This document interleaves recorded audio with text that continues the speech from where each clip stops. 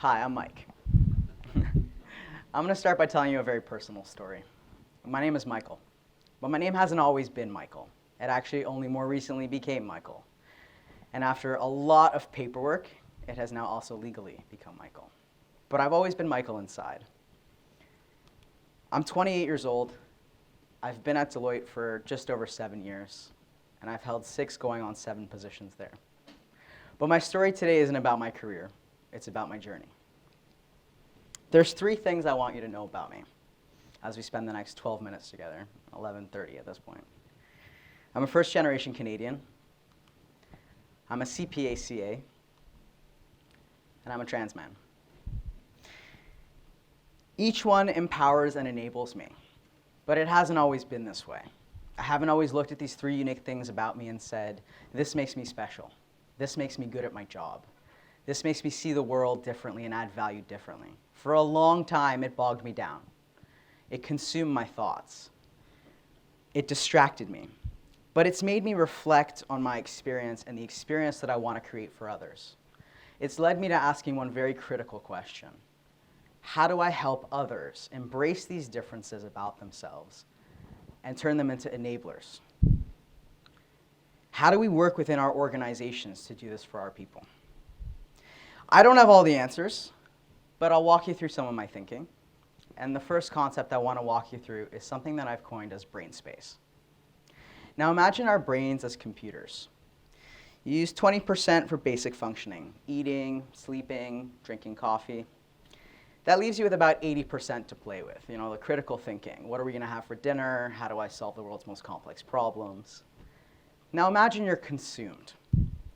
Thoughts worrying about what you're wearing, how you look, how you sound. You're not comfortable in this washroom. Am I too motherly? Am I too fatherly? Am I too this? Am I too that? You're dealing with all these thoughts ruminating in your head. Well, then you get another one thrown on you. You have a massive deliverable that's due tomorrow. It's a 40-hour task, and you only have 20 hours to do it. But you've used so much of your brain space ruminating on these aspects of your identity. Imagine we start to use these aspects of ourselves to actually be enabled. Maybe we find a better, smarter, faster, more innovative, creative way to solve these problems. Maybe we start working as a team and split the task. Maybe we push back and say it's just not possible, and we bring a little collaboration and empathy into it. What we need to look at is how we start unlocking brain space in each other to give ourselves the ability to be authentically present. What we need to do is start valuing our own perspectives based on our own differences.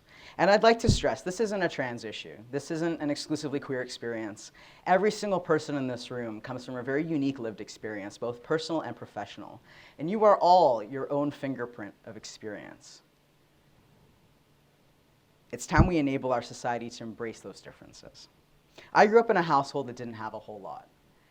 As a first-generation family and a first-born Canadian, we used to record Power Rangers on VHS from the TV over top of other things we'd recorded on VHS from the TV because we couldn't afford to buy them new. But that taught me a very different way to think. It taught me to be very resourceful. It taught me to MacGyver a lot, although I only learned that word like 5 years ago. I saw my parents come here as refugees and build their empires out of nothing but their lived experience. They had sheer will, they had their brains, their hearts, and their hands, and they made it work. Diversity of thought, which we often talk about, the ability to bring different perspectives to the table, regardless of what you look like or sound like, your education. I think it's time we start having that conversation one level deeper. I want to know where that perspective comes from. I want to know what your lived experience is. And I want us to be having those conversations out loud. What I want to do is not only enable the people around me, but enable more and more of our society to embrace our differences and not just mold to the similar. And I think we do that by unlocking more brain space and by building more capacity. And what do I mean by building capacity? I'm talking about the ability to make a local impact that starts changing your national world and then globally. One of my proudest moments of my professional career actually has nothing to do with a spreadsheet or a PowerPoint. It has to do with health equity. And I mean equity, not just access to equal health care, but access to the health care you need. Now you might ask, Mike, why are you so proud of health equity? Well, in June of this year, Women's College Hospital here in Toronto, and I'm a passionate supporter of them, launched the first ever publicly funded gender-related transitioning surgery program. It's a bit of a mouthful, but it's the first. We're talking comprehensive care to trans and gender diverse identified individuals here in our country. But it gets better, because not only has Women's done that here in Toronto, they've partnered with an organization, a health center out in BC, to share in the teachings, to build capacity out west, to make sure that whatever we do here from a protocol and a learning and a training perspective impacts not only Ontarians, but out in BC and eventually across Canada. I was approached by Women's earlier this year to see if Deloitte would be interested in sponsoring.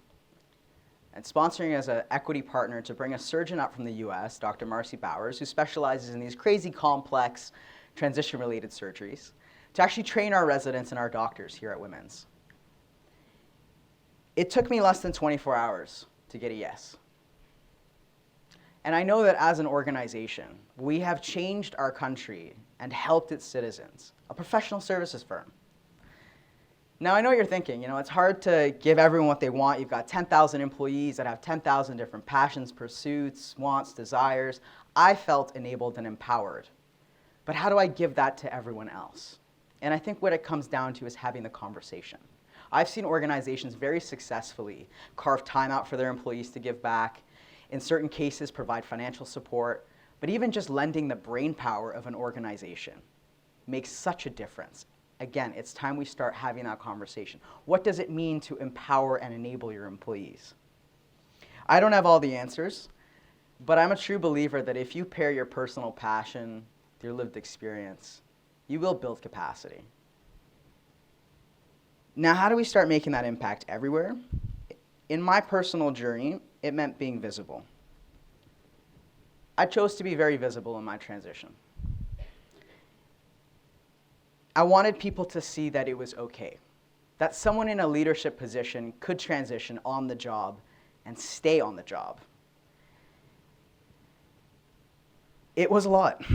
I wanted to be known to be good at my job, but I also knew that coming out for me would unlock a lot of brain space, and it has. Visibility isn't screaming it from the rooftops necessarily. In my case, it was a simple post on LinkedIn that in a few simple words told the world that I was ready to live my truth, that this was the real me. What's incredible for me when I look back on that, and this was only in January of this year, is that I've inspired others to do the same. And I know that because they've told me. People always ask me, what's the experience like? It's overwhelming. And in my case, I'm thankful and I'm lucky because it was overwhelmingly positive. But that's not the case for everyone. I was lucky to have the support of the people I love, my friends, my family, my partner. But I also had the support of my firm behind me in ensuring that it was a smooth transition. And people always ask, well, how do I make sure it's a smooth transition? And I wish I had a simple answer for that. But for me, it boiled down to I brought my authenticity to my leaders, and I told them, this is who I am and this is what I plan to do. And their response was, I have absolutely no idea how to support you, but you have my full support. They were authentic back to me. Authenticity truly is priceless. You can't buy it, you can't outsource it, you can't consult for it. It comes from within, it comes from the individual, each and every individual in your organization. But in my experience, when you have an organization that embraces authenticity, what you get back is an all-encompassing embrace of love and support. And it's empowering. So if I can leave you with one thing, it's the notion that it's at the intersection of our lived experiences, both personal and professional, that the greatest conversations and the greatest solutions take place. The ability to disrupt, innovate, unleash potential exists only when we create and foster the environments that embrace authenticity and unlock brain space. So I challenge each and every one of you here today to unlock some brain space, unleash your potential, and exist at the intersections with me. Thank you.